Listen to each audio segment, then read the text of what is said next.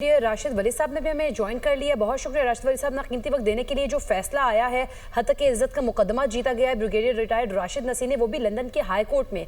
आप इस फैसले को किस नजर से देखते हैं? देखिए, the writing was on the wall. झूठ का तुमार बांधना, हर्जा सराई करना और एक जो बैनुल अक़वामी जो ऐसी कुव्वतें हैं जो डिस्टेबलाइज करना चाहती हैं पाकिस्तान को, उनका आला कार बन के कंटिन्यूअल झूठ बोलना, वो किसी और जगह तो मुमकिन हो सकता है, मगर जहाँ पे कानून और उसकी गिरफ्त बहुत मजबूत हो, तो यूके अब उनकी ये सिस्टम ने ये साबित कर दिया है कि ये कंप्लीट झूठ पे मबनी इनका टोटल बयानिया था, ट्रोलिंग कर रहे थे।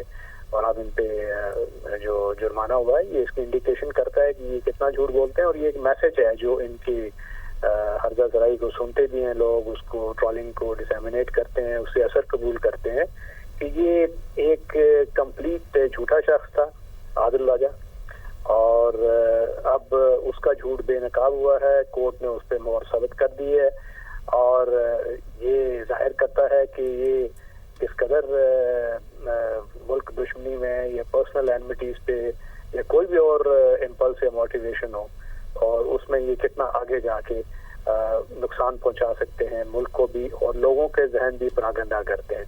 तो ये बड़ा एक क्लियर आई थिंक मैसेज है, लोगों के लिए भी है और उस शख्स के लिए जो ये काम कर रहा था, और एक डेटरेंस भी होगा फ्यूचर। जो लोग इस किस्म के काम करते हैं उनको उसका हिसाब चुकाना पड़ेगा।